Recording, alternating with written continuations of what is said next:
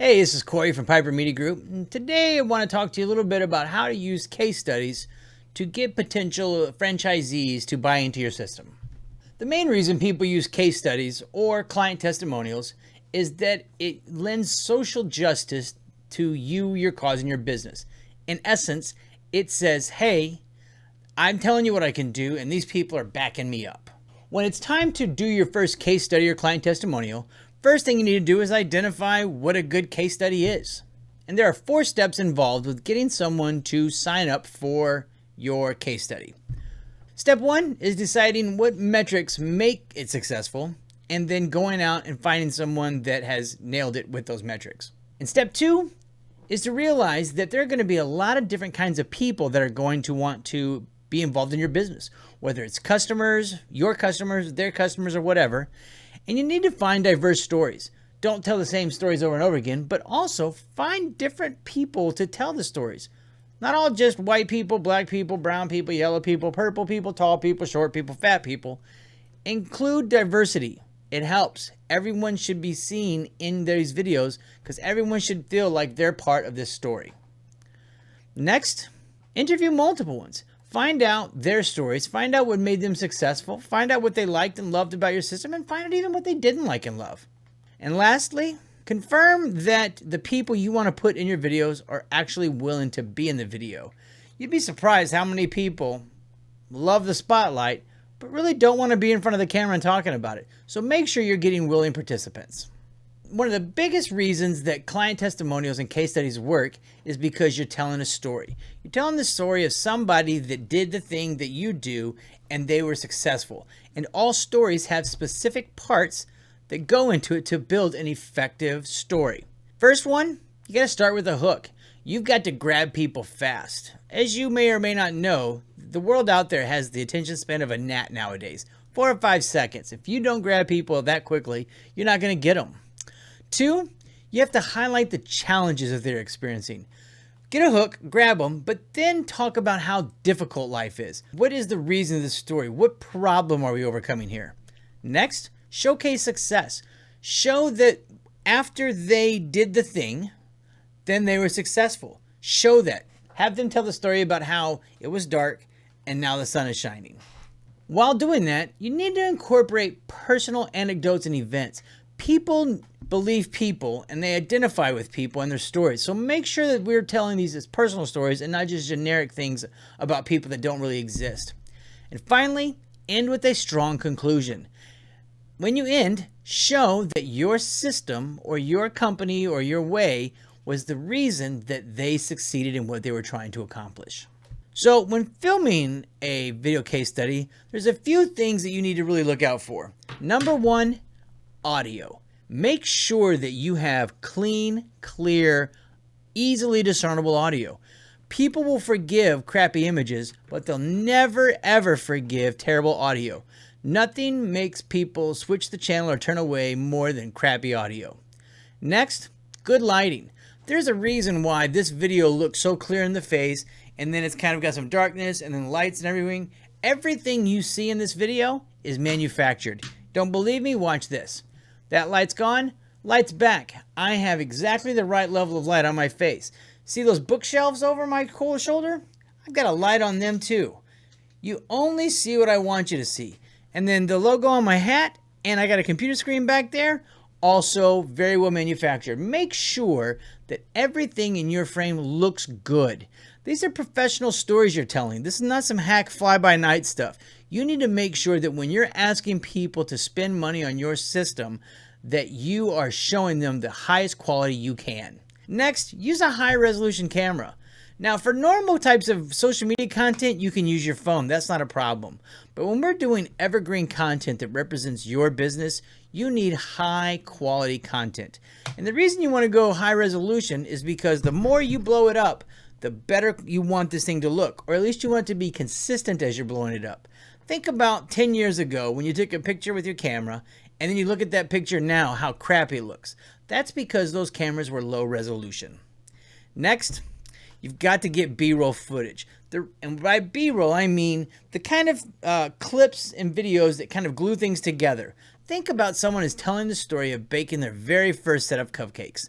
They're talking about the story, and then they cut to a scene where somebody's opening up an oven. They're reaching in, grabbing, pulling out the tray of muffins.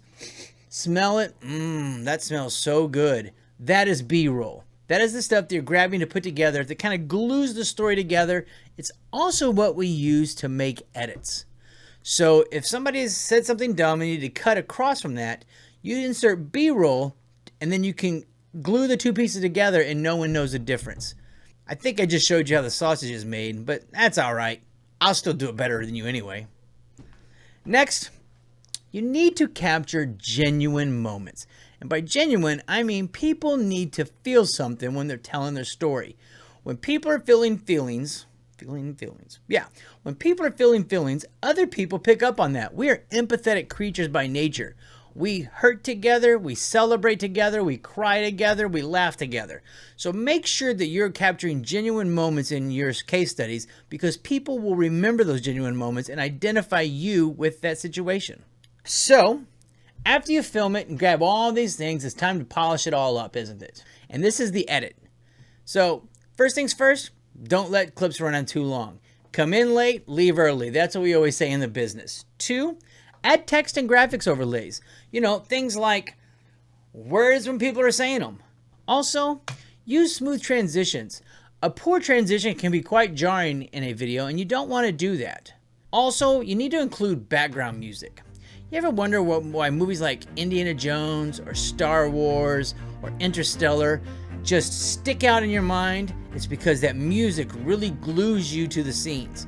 So pick good music when you're doing your videos as well. There's a lot of ways to get music into your video that doesn't cost a lot of money. I'm happy to show you how. And then lastly, review, refine. Review and refine, review and refine.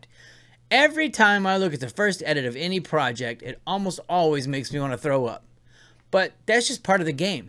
Then we get in there and we dig out, we cut off the fat, we trim clips, we make sure that we're only sharing the parts of the story that need to be shared and get rid of all the waste. They always say a video is made 3 times.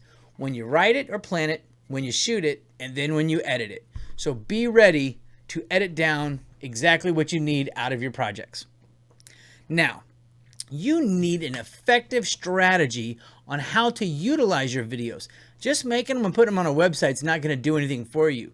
You need to have a specific plan on how to make sure the correct eyes see these videos so that they can make the decisions you need them to make, like click the button, download the PDF, buy into your system, make you lots of money, and grow to be millionaires like everybody else wants to be.